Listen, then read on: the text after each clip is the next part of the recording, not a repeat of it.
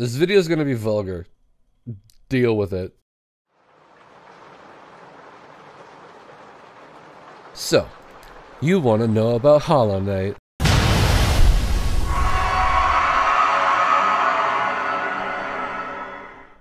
I got you.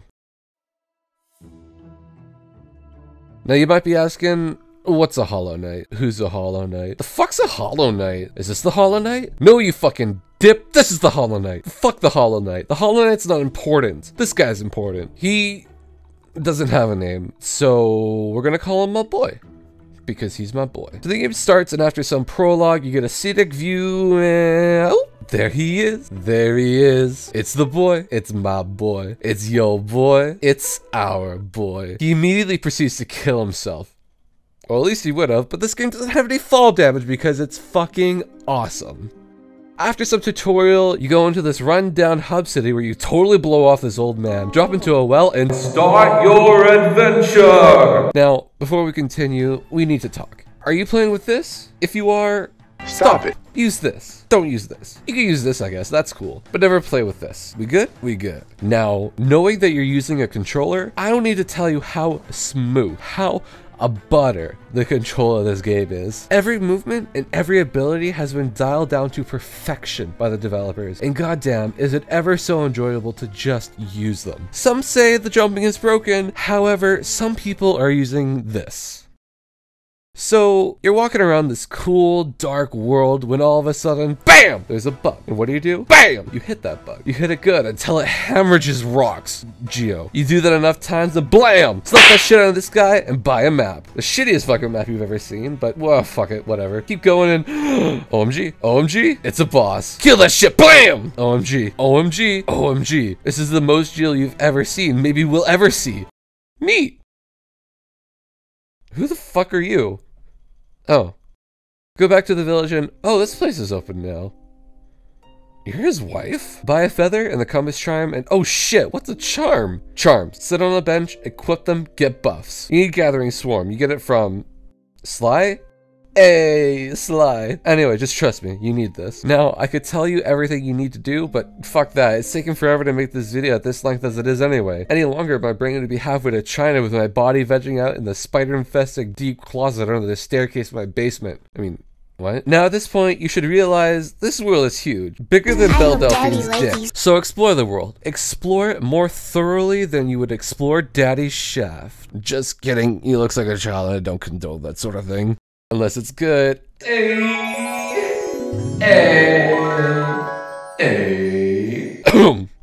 As I was saying, this world is massive, and you won't be satisfied until you've unlocked every corner of it. So explore, discover all you can, and take in every beautiful scene, and massacre almost every bug you come across. I love this game. I love this game!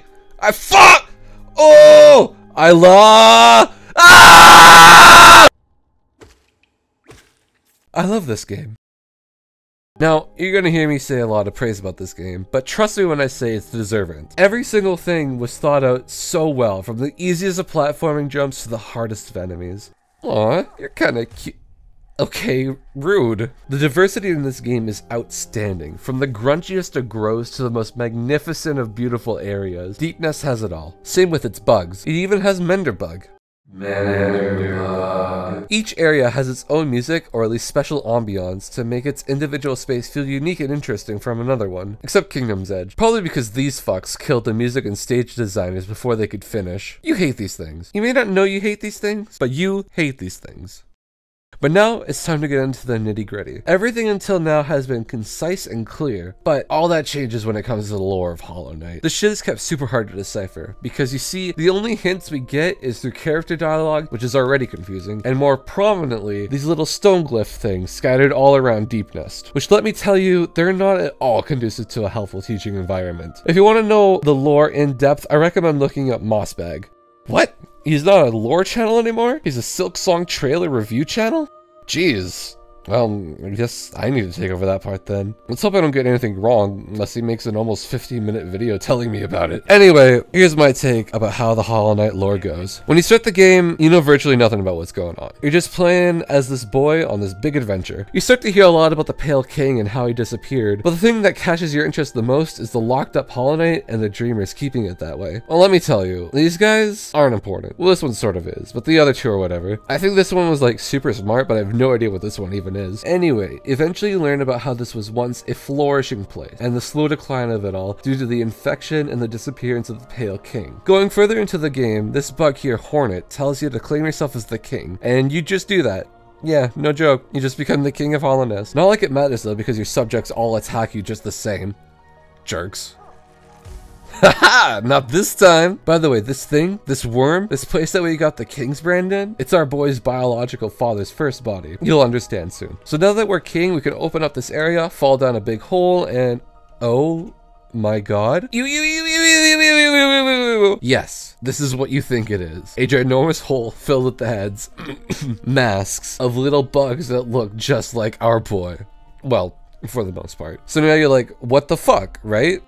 Same. Long story short, these are your non-gender specific brothers born from this guy and this gal. For some reason, they had sex that many times and birthed them out of void eggs like this. Or maybe specifically this one, I don't know. So now we have an abundance of dead children made of void, but why? Well, a long time ago in a galaxy right here, there was old Deepness. The Pale King arrived and was like, yo, you guys want free thought or something?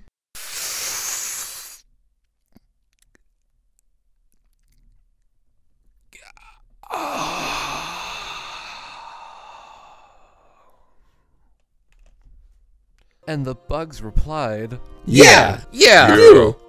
So he gave them free thought instead of their mindless bug life, and they made him king. Then there was a moth. The moth came in and was like, yo, do you guys want a hive mind controlled by me? And the bugs replied, no, you, not really. What the fuck?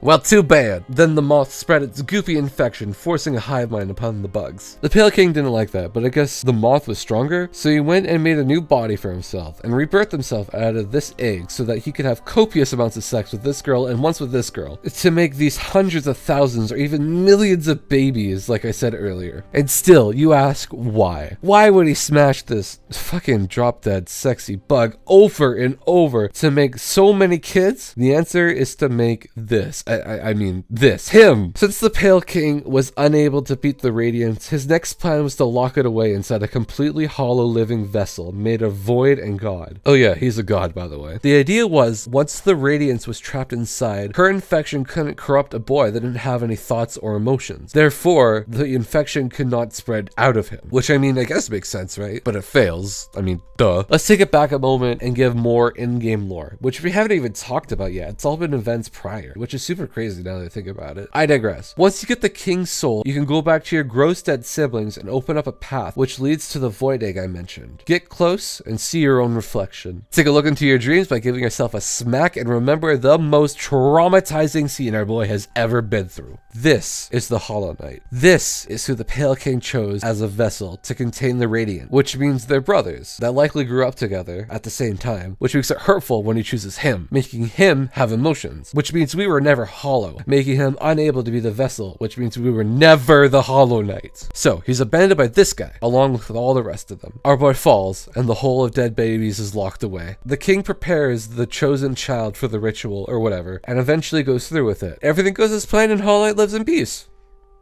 Just kidding, there wouldn't be a game if that happened. Aren't I funny? Let's read. As we know it, the ritual fails, the Hollow Knight is locked away, and those three unimportant bitches are put to sleep so their power can be used to keep the Hollow Knight and the Radiance inside it kept away. This doesn't stop the reach of the Radiance's power though, since afterwards every other bug gets infected, including this girl. But how did it go wrong? Was the Pale King an idiot with a bad idea? No. What actually happened was the Hollow Knight wasn't so hollow after all. There was emotion that the Radiance could latch onto and take over. So was the Pale King an idiot and picked a child with emotion? With all the millions of kids he made and killed, I fucking hope not. No, coming into the abyss, the boy was hollow. After the failure, the king takes himself, his most loyal servants, and some guards, not his best guards, but whatever. He takes them all into this castle and somehow brings the entire castle into the dream world via this guy's mind, who apparently has a crazy strong mind since you can't get in until you have the best dream nail in the game. Anyway, the reason I bring this up is because if you get in there, smack this wall, and walk inside, you get to the Path of Pain, aptly named. Beat it and you get this little lore bit clip.